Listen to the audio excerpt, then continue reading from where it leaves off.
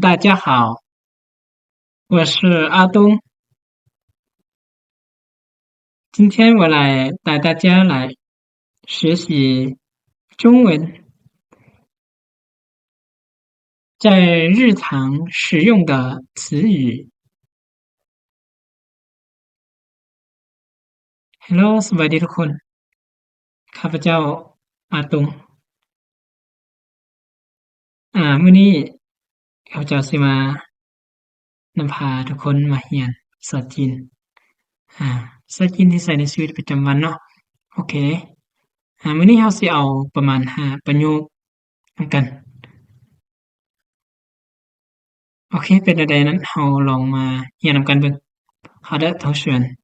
现在呢，我们来一起学习吧。好，我们来看第一词สบายดี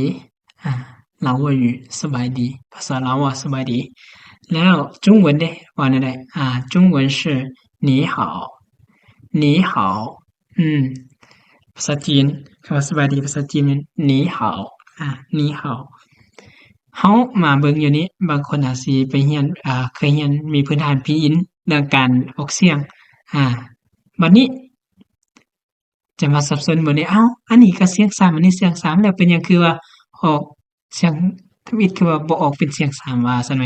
โอเคสำหรับเสียง3คันมีเสียง3 2ตัวอยู่รวมกันน่ะมันตัวข้างหน้าทำให้ออกเป็นเสียง2โอเคลองทดลองออกกันเบิ่ง你好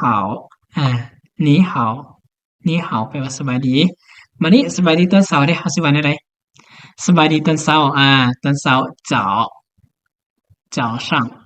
早上这边的早 OK 早上好早上好早上好แม่นสบายดีตอนเช้าโอเคต่อไปคำว่าสบายดีตอนสวยเด้อันนี้เราจะใส่เป็นแบบในช่วงภาคเช้าอะนะช่วงภาคเช้าคือสบายดีตอนสวย上午好上午好上午好上午好สบายดีตอนสวยบัดนี้สบายดีตอนแลงเด้สบายดีตอนแลงเราสิว่า晚上好晚上好晚上好晚上好晚上好แม่นสบายดีตอนแลงบัดนี้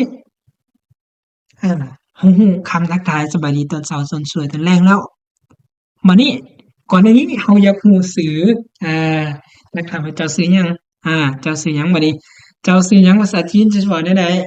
เขาจะถามแบบขอถามแหน่เจ้าชื่อหยังประมาณนี้เนาะเขาสิใช้คำว่า请问请问คำนี้เด้อ请问请问你叫什么名字你叫什么名字请问ขอโทษขอถามแหน่你เจ้าเจ้านี่เฮาจะเอิ้นหรือว่าใส่กับเอิ้นชื่อน่ะ什么什么什么แม่นยังแม่นยัง什么名字名字名字แม่นชื่อโอเคบัดนี้เฮาสิถามว่าเจ้าชื่อหยังเฮาใส่คำว่า你叫什么名字你叫什么名字你叫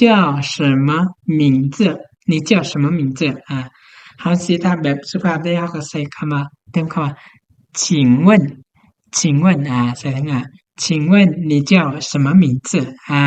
OK 来大家来跟阿东读一遍来跟阿东读一遍好มาอ่านนำอาตงอีกเทื่อนึงโอเคคำที่หนึ่งสบายดีสบายดี